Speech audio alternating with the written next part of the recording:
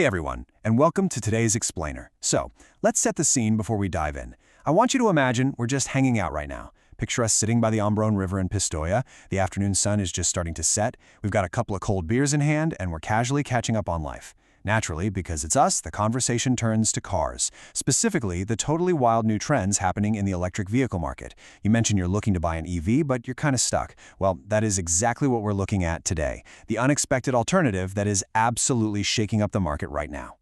And that brings us to the ultimate question we're debating today. Banda Italiana o SUV Indiano? An Italian Panda or an Indian SUV? Now, I know exactly what you're thinking. The immediate, totally relatable reflex is to lean towards a classic, right? You live in Italy, you want something familiar, something that just feels like home, like the brand new Grande Panda. It makes total sense. But then, right in the middle of our chat, I dropped two names you absolutely weren't expecting: Tata and Mahindra. Which leads us perfectly into Section 1, Il Dilemma dell'Elettrica, the electric dilemma. Okay, let's dive into this, because here is where the reality check happens. It's deeply comfortable to choose a familiar European brand like Fiat or Citroën for your daily drive. You know the badges, you know where the dealerships are, and there's a certain peace of mind that comes with that, right? You're buying into a legacy you literally see parked on every single street corner. But we're talking about a very specific budget here. You have the Grande Panda Elettrica coming in at around 24,000 to 25,000 euros. It's a solid, entry-level city EV, but sitting right next to it at the exact same price point, we have the Tata Curvv.ev and the Mahindra BE 6e. This is the fundamental dilemma we're unpacking over our virtual beers today. Do you drop 25 grand on a basic familiar city car, or do you take a chance on an unexpected foreign alternative that promises a whole lot more? And that brings us to Section 2, più auto, stesso prezzo, more car for the exact same price.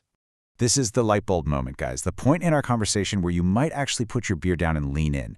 Because once you start looking beyond those familiar European borders, you suddenly realize just how much more physical, vehicle, and battery capability you can actually get for your hard-earned money.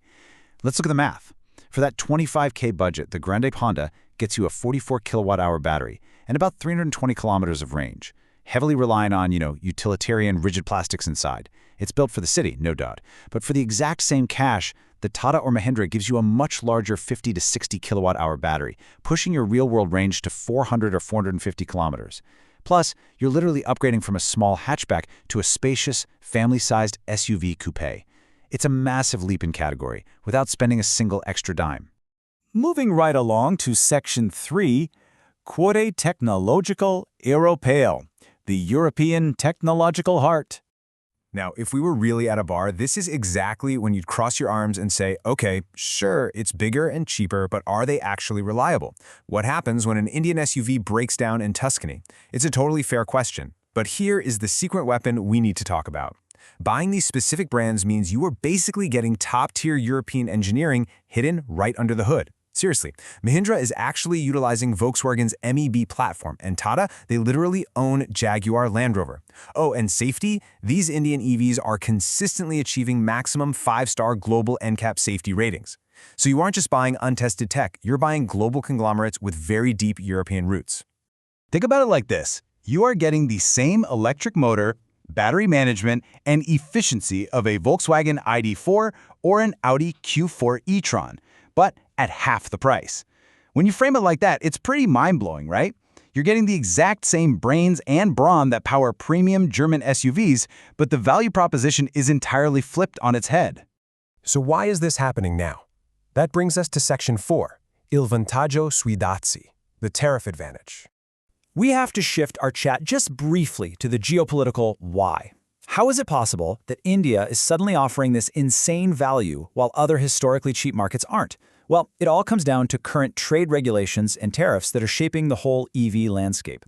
Now, what's really interesting about the market dynamics here is the contrast. From a purely economic standpoint, Chinese EVs like BYD or MG are facing significant tariffs recently imposed by the European Union. And naturally, that ultimately drives up the final price tag for the consumer. But Indian EVs, currently, India enjoys different trade agreements and is immune to these specific EU tariffs. What that means in practical terms is that Indian manufacturers can pass their lower production costs directly onto you, the buyer, without any additional political taxes padding the sticker price. All right, enough geopolitics. Let's bring it back to our neighborhood for Section 5, Provo su strada, Pistoia, the daily driving reality. Abstract data and battery specs are great, but what does an extra 15 kilowatt hours of battery actually mean for our daily routine? Let's move on and see how this builds across a typical local weekend. In the morning, you're just doing the grocery run at the Pam or the Coupe. Honestly, any car can handle that. In the afternoon, you're commuting on the Fi Pili. But look at the weekend. Salita verso l'Abetone, heading up into the cold, steep mountain curves of the Abetone. A small city car with a compact battery is going to really struggle with that climb and the temperature drop. But an Indian SUV, powered by Jaguar-derived torque and a massive battery reserve, it handles those mountain hairpins in total relaxation. And when you're off the mountain and hitting the highway, we arrive at this totally crucial metric, 150 to 175 kilowatts. That is the fast charging capability built into these Indian models. If you decide to take the A11 highway all the way to the Versilia coast for a beach day, your range anxiety completely vanishes. Because at those charging speeds, you're looking at stops of barely 20 minutes for a rapid charge. You pull over, grab a quick espresso, stretch your legs, and before you're even finished, the car is ready to hit the road again. It makes the entire EV experience practically seamless for those long trips. Which brings us to our final section, Perché rischiare? Why risk it? As we finish up our beers here by the river, we have to address the ultimate question.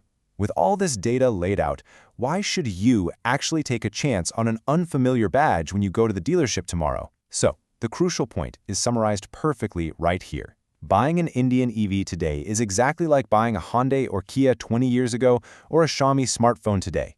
It's about getting vastly superior technology, space, and autonomy for the exact same price that traditional brands are asking for a simple, basic utility vehicle. The badge might be new to you today, but the value is totally undeniable. Leaving you with this final provocative thought. Sei pronto al salto?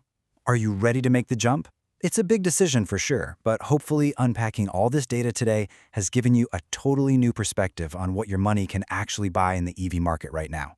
Thank you so much for hanging out, sharing this virtual chat by the river, and learning something new with me today. See you on the next Explainer.